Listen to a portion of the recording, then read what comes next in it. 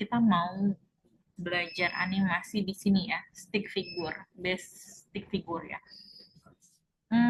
Animasi berdasarkan frame gitu ya teman-teman ya.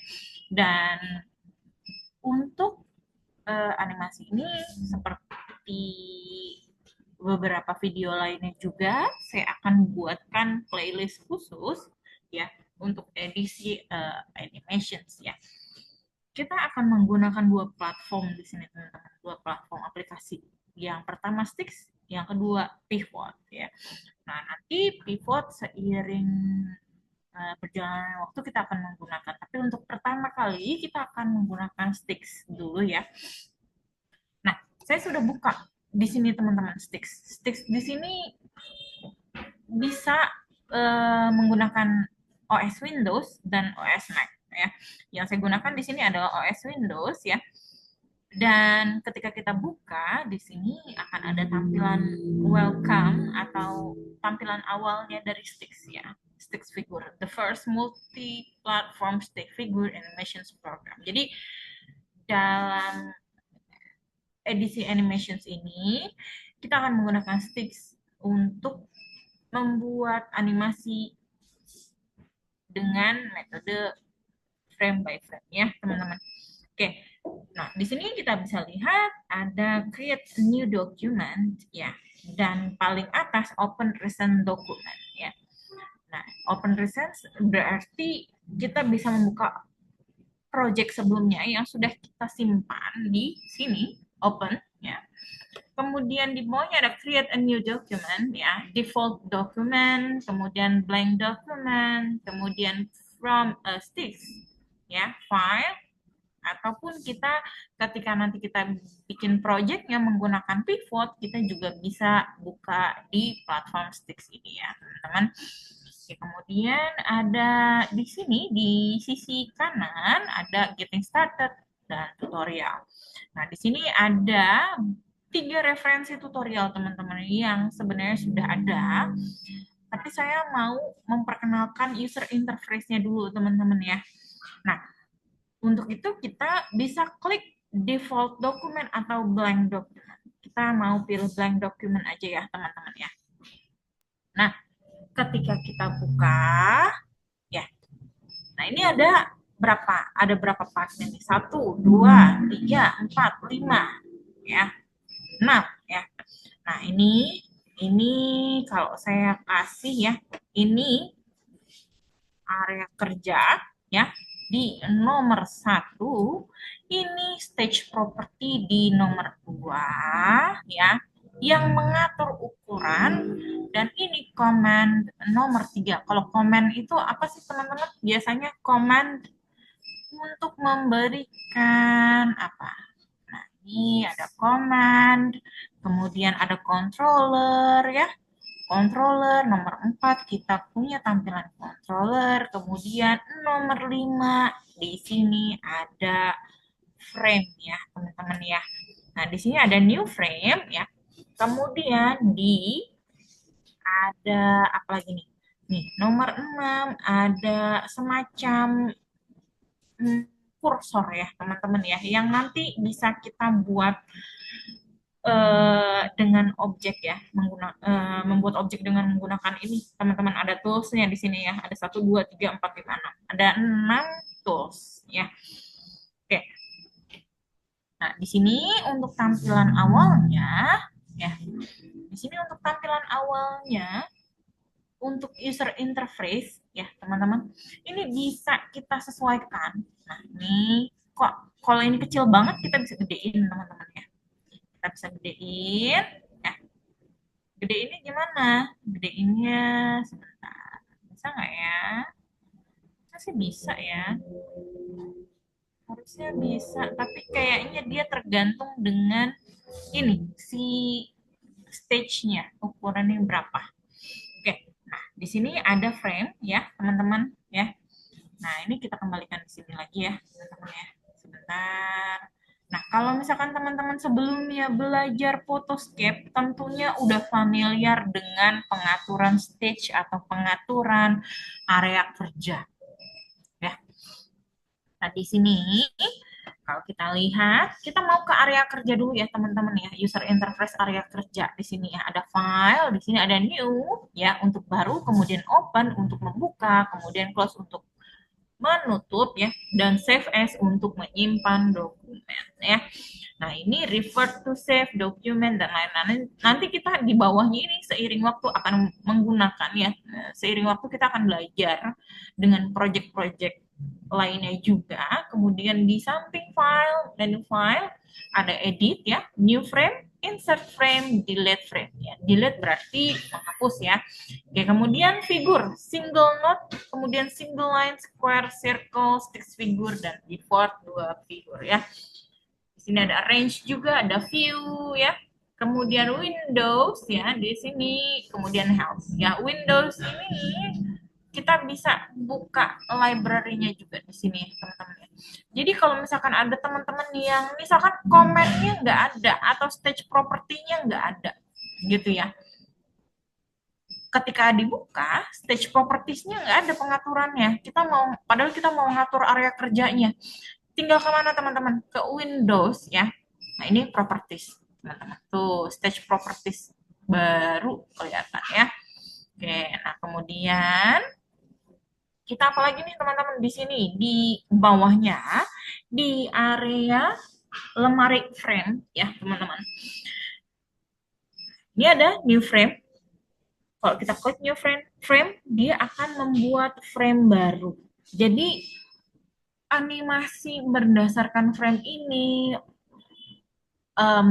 dibuat ya, animasi yang dibuat berdasarkan frame. Jadi frame 1, frame 2 dan seterusnya.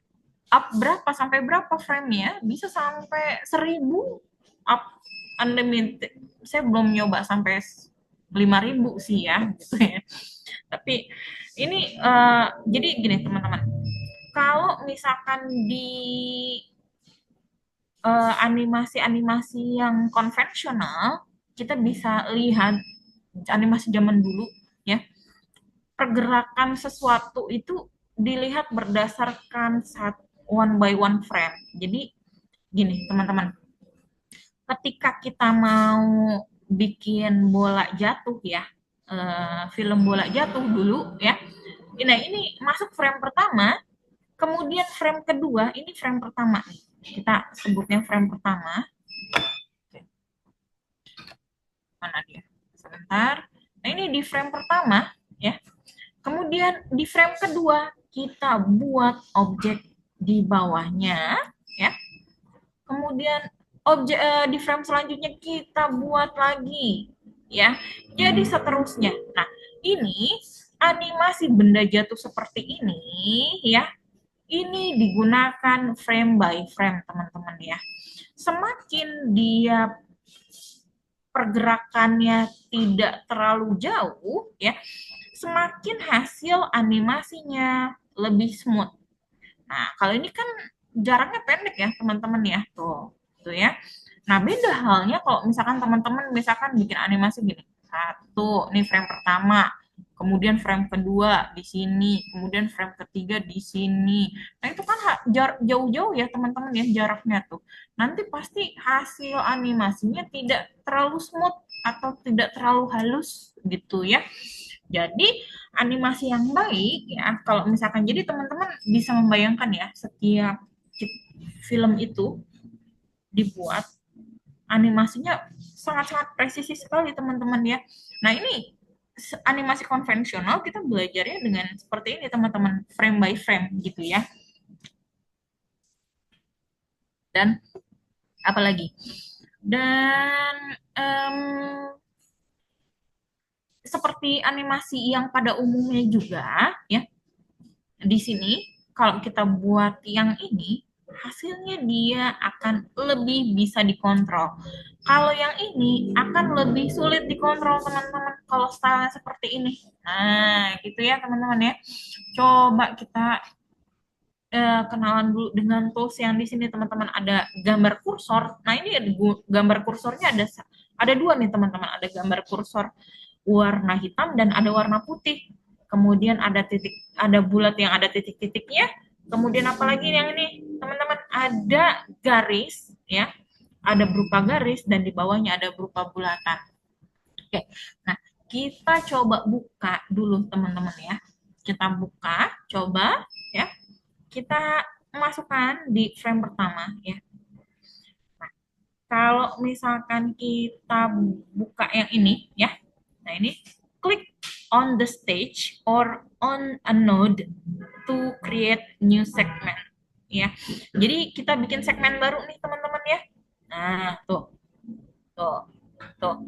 Dan animasi menggunakan stick figur ini ya, ini agak-agak tricky teman-teman. Nah, nih. Nah, ini teman-teman, ini kalau kita lihat ada pada satu apa ya, satu apa ya, satu node gitu ya teman-teman ya, satu node. Jadi satu kesatuan dia, satu kesatuan ya. Nah ini satu kesatuan ya. Nah ini kita bisa, nah tuh ya. Jadi start awalnya dia ada di titik kuning teman-teman. Dan start selanjutnya ketika patahan terjadi ini ada warna merah notnya gitu teman-teman ya. Oke, kemudian kalau misalkan kita coba kita undo dulu ya. Undo membatalkan yang berarti apa nih? Sebentar, sorry. Oke, kita mau menghapus misalkan ya, kita misalkan mau menghapus ini ya teman-teman ya. Nah ini bisa digerakkan begini ya teman-teman. Kita mau menghapus tinggal klik objek node-nya, nodenya, kita tinggal klik backspace gitu ya teman-teman. Oke, kemudian kita coba yang ini circle ya. Nah ini circle tuh ya.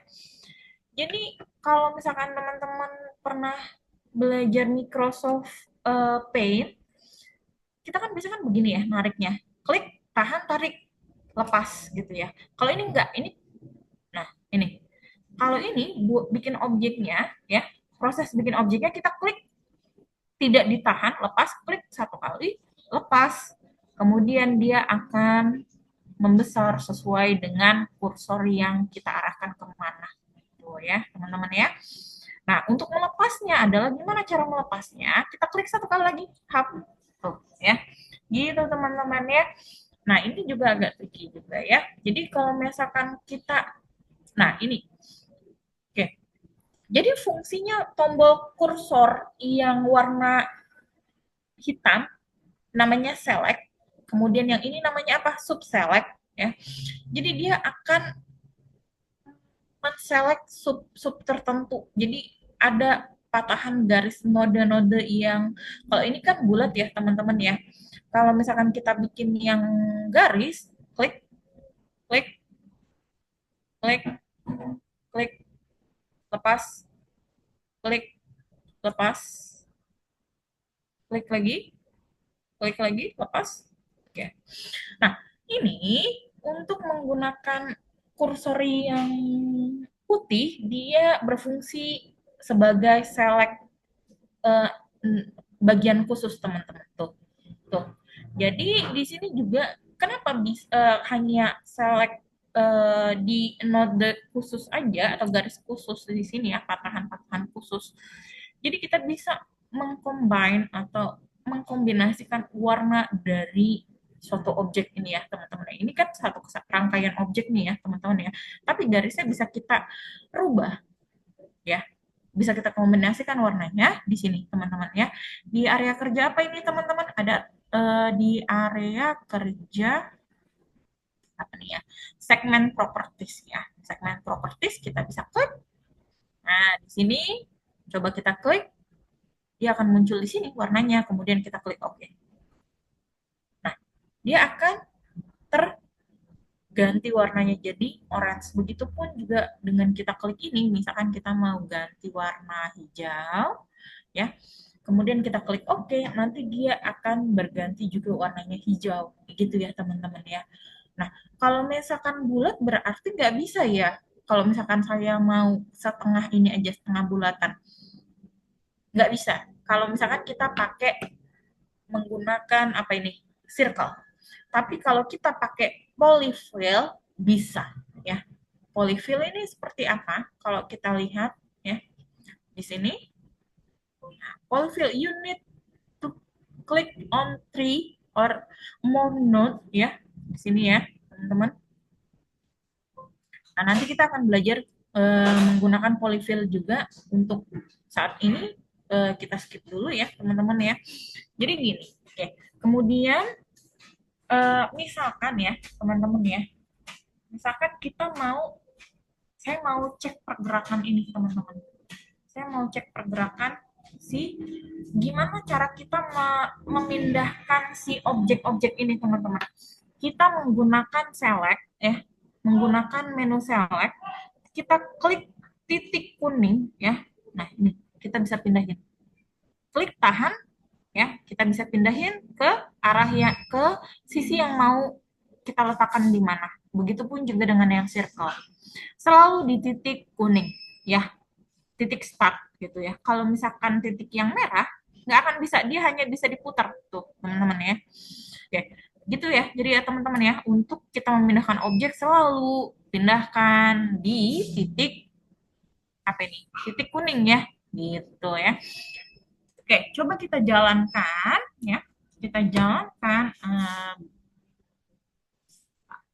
animasi ya. Kita pilih di sini, misalkan gini ya. Kita pilih, karena ini kan baru frame pertama ya teman-teman ya. Nah, apakah kita di frame kedua harus bikin lagi? Boleh bikin, boleh. Kalau misalkan kita klik ya, nah ini kita klik frame 2, dia ada bayangannya, bayangan di frame 1 teman-teman. Bayangan di frame 1. Apakah kita harus bikin lagi menggunakan tool yang ini, yang 5 ini ya? Kita bisa sebenarnya gini teman-teman. Ingat waktu belajar Microsoft Word dan lain-lainnya ya, metode copy paste CTRL-C, CTRL-V. Kalau misalkan teman-teman menggunakan OS Mac ya, Command C, Command V ya gitu ya. Kita tinggal klik di sini ya, selalu area kerja, area titik yang kuning ya, kontrol ya. Kita mau, nah ini udah jadi biru semua ya teman-teman ya. Kontrol C, kita kontrol V. Mana dia? Sebentar. Oh, gini. Gini, teman-teman. Kita tarik begini, ya. Kita select, tuh, ya. Kemudian Ctrl C, kemudian Ctrl V. Tuh, ya. Dia akan mengcopy paste atau menggandakan dan menyalin di frame kedua. Dan ketika di frame kedua, kita bisa pindahkan bayangannya. Begini. Begini, ya. Kemudian kita tambah new frame lagi ya, otomatis. Nah, oke. Kemudian kita tarik ke atas. Ingat tadi prinsip animasi yang baik, yang smooth, yang lancar, perpindahan objeknya tidak terlalu jauh ya. Semakin dekat perpindahan objeknya, dia akan menghasilkan animasi yang smooth. Kita new frame lagi. Oke. Kemudian kita geser lagi ke bawah. Kita new frame lagi. Kemudian kita geser lagi ke bawah. Nah, ini teman-teman bisa kelihatan ya bayangan dari frame sebelumnya. Yang kita sekarang ada di frame kelima, yang frame sebelumnya di frame keempat. Gitu ya. Kita new frame lagi. Nah, kita di sini. Kemudian kita masukin frame ke-7. Kita pindahin lagi si circle-nya sampai dia disappear. Hati-hati teman-teman ya. Kalau udah nyangkut begini ya, susah nariknya. Jadi jangan sampai nyangkut triknya teman-teman ya. Nyangkutnya gimana nih kalau misalkan titik kuning, teman-teman keluarin area kerja begini, susah nariknya. Karena kita kalau mau mindahin objek, ingat nggak di titik mana? Di titik warna kuning, bukan warna merah. Jadi triknya gini teman-teman, diputar. Nah, jadi kita masih bisa menarik si objek yang ini teman-teman ya, objek circle yang ini, karena titik kuningnya masih ada di frame kita. Kalau titik kuningnya ini di luar frame itu susah gitu ya. Nah, oke, kita play dulu ya teman-teman ya. Speednya kita pakai 9, coba. Nah, tuh ya teman-teman ya. Tuh, tuh ya. Nah, ini hasilnya sticks player ya. Nah, ini kan kalau kita lihat ini cepet banget ya teman-teman ya. Kalau misalkan kita rubah di speednya di angka 5, coba kita play lagi ya. Nah, jadi berarti kalau kita lihat di sini hasilnya semakin angka di apa ini? Di playernya kecil ya atau di speednya kecil ya, semakin lambat pergerakannya. Semakin angkanya besar di controller di speed ini, semakin dia pergerakannya lebih cepat gitu ya. Nah, di sini kalau kita lihat juga, nah di sini ya, kita bisa ngelihat total frame-nya seberapa sih gitu ya. Nah, ini kita bisa lihat total frame-nya di sini teman-teman, 8 total frame-nya. Kalau misalkan kita udah bikin frame-nya banyak banget, lebih dari 50 ya teman-teman ya, kita mau pindah geser tuh gimana? Nah, ini gesernya sini ya teman-teman ya. Nih, kalau misalkan saya tuh ya. Oke, atau kita bisa lihat di sini teman-teman. Nih, ya, frame 1, frame 2, frame 3, 4, 5, 6, 7. Jadi controller ini berguna untuk play ya, untuk melihat eh, prototype atau prahasil ya sebelum kita save ini pergerakannya seperti apa animasinya gitu ya teman-teman ya. Kemudian kalau misalkan kita mau save gimana teman-teman, kita klik file, kemudian save as ya. Nah, ini teman-teman bisa klik save as, nanti dia berupa eh, sticks base ya teman-teman ya. Nah, ini kita jadiin apa ya, animasi bola. Nah, gitu ya. Nah, ini hasil akhir filenya adalah sticks dokumen, teman-teman. Apakah hanya bisa di save berupa stick dokumen saja? Nah, kita bisa save menggunakan format hasil akhir apa ya? Kita bisa kalau nggak salah kita bisa convert ke GIF deh ya. Tapi di mana ya? Saya sebentar. File. Oke. Export, import, export, export animations ya. Nah, ini hasil akhirnya kita bisa rubah jadi MOV ya, tapi tidak terinstall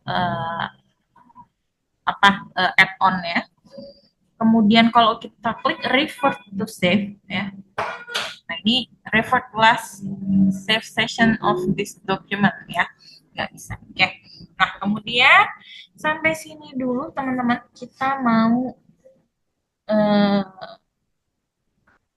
belajar user interface untuk si stick ini ya teman-teman ya.